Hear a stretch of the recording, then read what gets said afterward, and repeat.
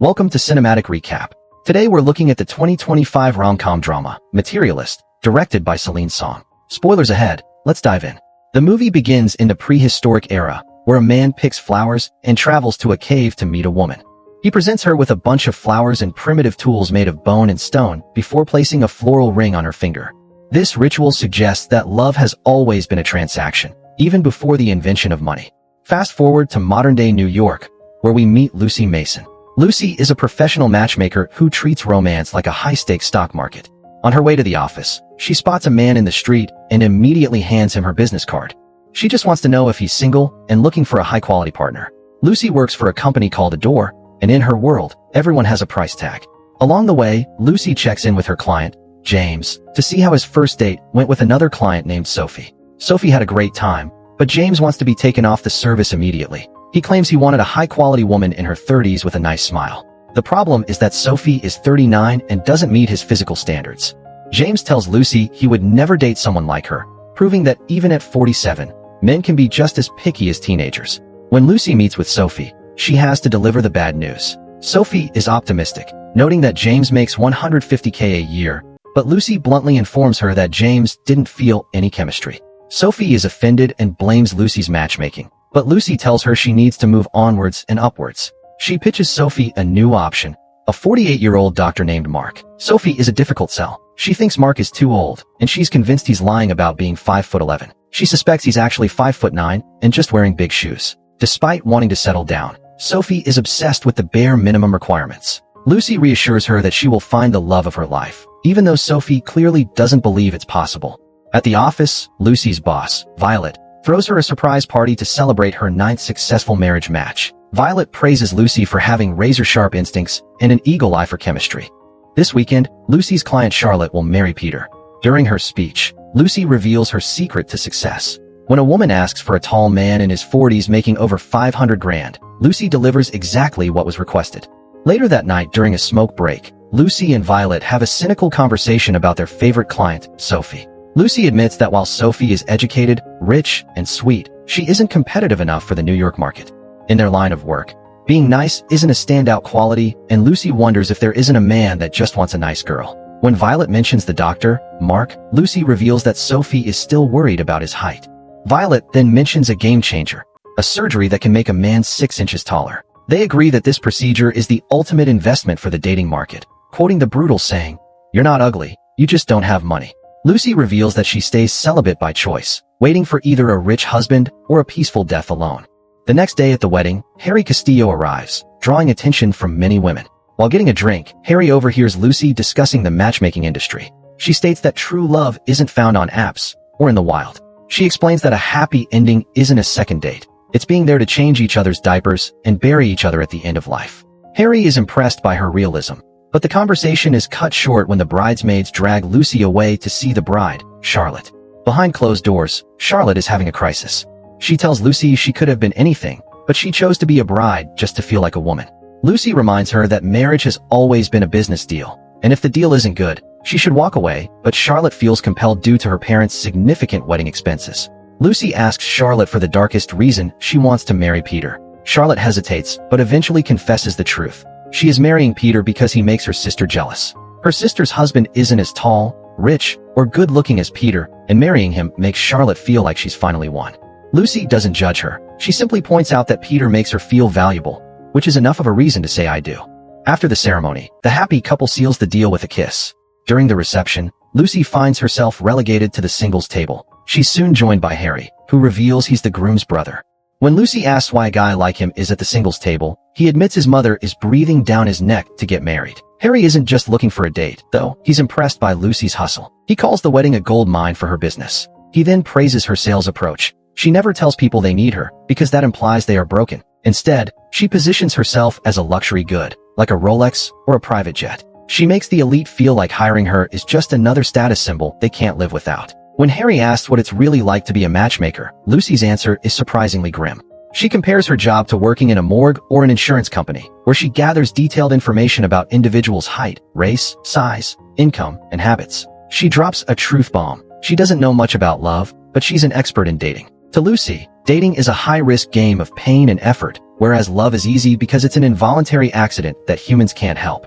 Harry thinks she's hitting on him, but Lucy is strictly professional. She starts vetting him immediately, even revealing her own salary of 80 grand just to get him to disclose his. Harry scoffs at the number, revealing he's in private equity and makes significantly more. Just as he asks her drink preference, a waiter drops a bottle of Coke and a beer on the table, exactly what she had requested for. Lucy looks up and realizes the waiter is her ex-boyfriend, John Pitts, and warmly hugs him. John, though working, expresses a desire to see her after his shift.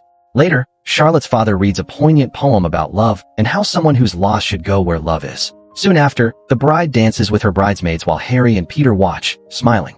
While the family celebrates, Lucy meets John, who is parking for the night. They light up and start talking about the perfect couple inside, and what makes them perfect. Lucy cites their similar economic background, political alignments, and upbringings, emphasizing that the perception of a big, happy family is often enough. John is a skeptic. He doesn't believe in the happy family image Lucy sells. He describes himself as the anti-match, poor, from a bad family, and a struggling actor. He then playfully asks if they are soulmates despite his lack of assets. John reveals he's in a play and works side jobs to fund rehearsals and was surprised to see her at the wedding. Lucy admits she's missed him, but he brushes it off, claiming she doesn't even remember his face. When John asks if she's seeing anyone, she reminds him she was at the singles table. John offers her a ride home after his shift, and she agrees, eager to catch up. But before they leave, Lucy heads back to the ballroom to give Harry her card. He agrees to call her, but on one condition: she has to dance with him. During the dance, Lucy lays out her non-negotiables. She tells Harry she isn't interested in dating anymore. The next man she's with will be her husband, and he must be rich. They both laugh when he asks if she's hitting on him. As they dance, John watches from the sidelines. Lucy turns down Harry's offer of a ride in his chauffeured car and a trip to his penthouse, choosing instead to get into John's beat-up sedan. During their ride home, John plays her favorite song. They talk about his dilapidated apartment, lack of hot water, and unchanging rent. John still lives with his roommates David, now engaged, and Logan, developing a drinking problem. Lucy talks about David's success despite being a 5'7" depressed novelist who's never been published. In a flashback of their 5-year anniversary, we see the two of them circling the city, desperately looking for parking. They are running late for a reservation that has a $25 per person cancellation fee, but John refuses to pay $25 for a parking spot. Lucy, not wanting to fight about money, angrily exits the car. John apologizes, admitting he forgot their anniversary and has no money. He begs her to get back in the car, but Lucy wants to eat at a nice restaurant and not a halal cart to feel valued. While John views every dollar as a survival tool, she realizes she doesn't hate John because he's poor. She hates herself for how much the money matters. They are in love, but the lack of money makes them hate each other. Back in the present, they arrive at Lucy's apartment and she invites John in. John wants to come in, but he knows it's a bad idea. He leaves after promising to invite her to his upcoming play. The next day, Lucy is back at the office dealing with the delusions of her clients. We see a montage of her clients' impossible demands. James returns, but he doesn't want one woman. He wants a woman with Sophie's brain, Emily's body, and Jane's taste in TV. Lucy dryly remarks that she's Dr. Frankenstein and can make it happen. Then there's Mark, the doctor nearing 50. He tells Lucy he wants a grown-up woman who knows old movies, but then immediately rejects 39-year-old Sophie. He insists on a girl who is 27 or 28, claiming older women have ticking biological clocks and are too rushed. Another client arrives and states he doesn't care about a woman's personality or her life. He only cares about her BMI. If she's over a size 20, she's invisible to him.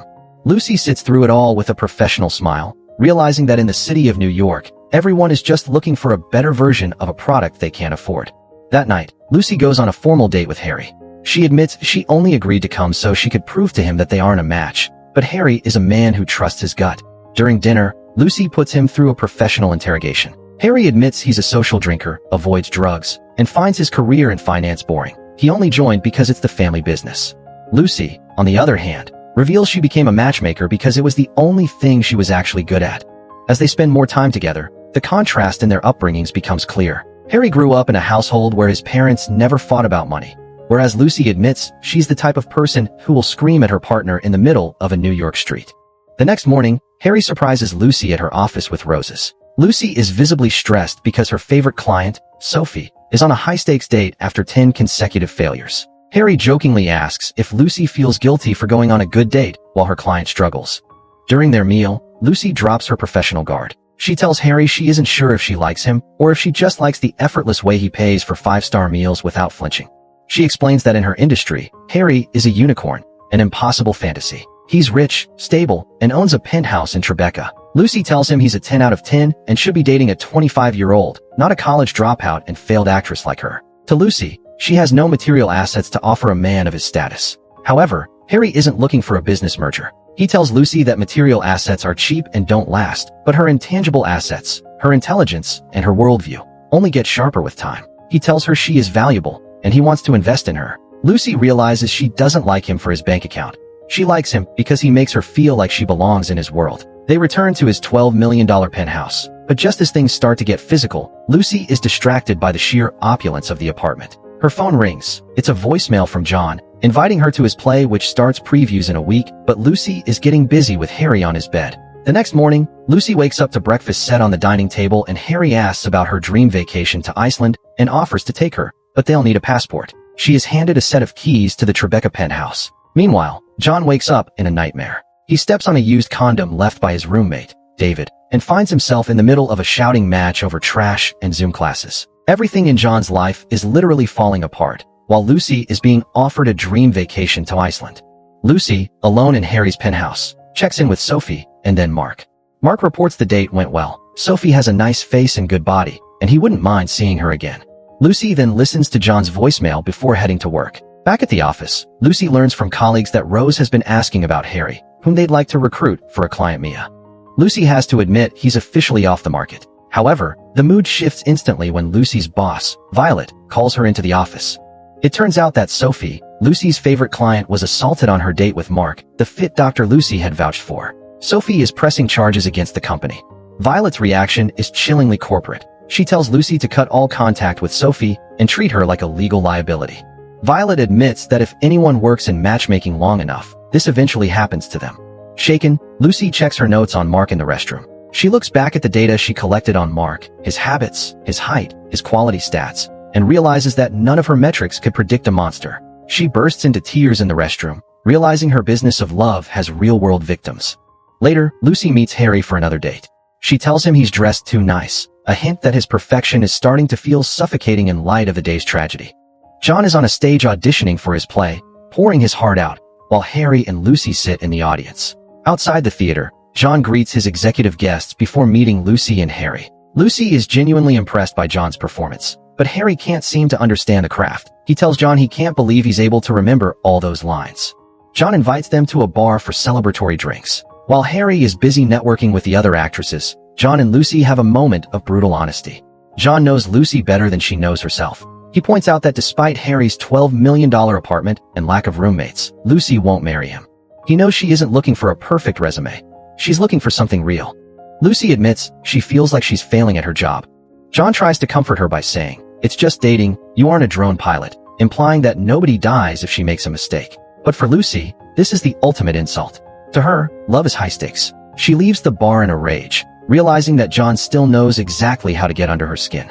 The next day, we see a montage of Lucy's new clients. One client, Audrey, is a 49-year-old closeted lesbian with 3 kids who demands a Republican, cat-hating, Christian conservative. Lucy bluntly tells her that this person doesn't exist in New York. Another client, Patricia, hands Lucy a literal build-a-bear list of traits for a man. This is Lucy's breaking point. She snaps, telling Patricia that humans aren't cars or houses that can be customized. She tells Patricia people come as they are, and she should just hope to find someone she can tolerate for the next 50 years. She ends up saying, Patricia isn't a catch because she's not a fish. The next day, at Violet's office, Lucy learns that Patricia had left a 1-star review calling Adore a scam, and Lucy doesn't disagree. She tells her boss that they are selling bad dates with morons and criminals. Violet, ever the corporate shark, tries to normalize the horror. Seeing how exhausted Lucy is from the Sophie scandal, Violet orders her to take a 4-week break and go on dates with her boyfriend. Lucy resists, fearing that if she steps away now she may never return. She snaps that she actually hates their clients and finds them childish. Violet frames the business differently. Clients pay thousands and are entitled to regress into needy, irrational behavior. She explains that matchmakers are the real deal because they handle the loneliness that makes people get naked for strangers. She forces Lucy to take a 4-week break, just as the rest of the office celebrates a 4th engagement secured by Rose. Lucy leaves, feeling less like a matchmaker and more like a pimp. At home, Lucy drowns her guilt in alcohol before tracking down Sophie on Instagram. The next morning she goes to Sophie's building. Sophie returns from work and walks away before Lucy can speak, but she chases her down and apologizes. The confrontation is devastating. Sophie tells Lucy that branding herself as a love expert is a joke. She points out that Lucy knew the doctor's height and bank account, but didn't know he was a predator who follows women into bathrooms. Sophie calls Lucy a merchandise pimp and walks away, leaving Lucy alone with the realization that her boxes and metrics are worthless. Broken and ashamed, Lucy returns home clutching a file. Inside is a new passport. Desperate for a connection that isn't a transaction, Lucy calls John from a Spanish supermarket. She admits she messed up, and for the first time, she doesn't care about the professional consequences. John listens, offering her the emotional support Harry can't. John offers to come over, but Lucy says she's going to Harry's place. That night, while Harry showers, Lucy finds an engagement ring among his things. She can't sleep, but as she looks at Harry sleeping, she notices the surgical scars on his legs. He wakes, instinctively covers it, then storms out. Lucy follows him to the kitchen, and the confrontation becomes confessional. Harry admits he and his brother both spent a fortune to break their legs and gain 6 inches of height. He calls it an investment in the body, just like an apartment renovation to increase its value. Lucy reveals she's invested too, a subtle reference to cosmetic surgery. He admits it was painful and sounded stupid, breaking their legs to gain inches, but it was the only way to get women to finally talk to them. Lucy looks at the unicorn and finally sees the cracks. She tells Harry to go to Iceland without her. She explains that it's not just about the surgery, it's about the fact that they aren't in love. Harry tries to argue that they are a good match and that he can make her life better with his money. But Lucy is done doing business. She tells him that while marriage is a business deal, love has to be on the table or the deal is hollow. Harry finally admits the truth. He finds love difficult and dumb. He feels like a clueless child when it comes to real emotions. After their heavy conversation, Lucy tries to comfort Harry by telling him that real love should be easy. Despite the breakup, Harry still values her expertise and tries to hire her as his professional matchmaker, but Lucy tells him to call the office instead. Before she leaves, Harry decides to show her the old him. He crouches down to reveal he was only 5'6" before the surgery. He admits he never would have had the confidence to even talk to her if he hadn't invested in those extra inches. Lucy tells him he's still a perfect unicorn.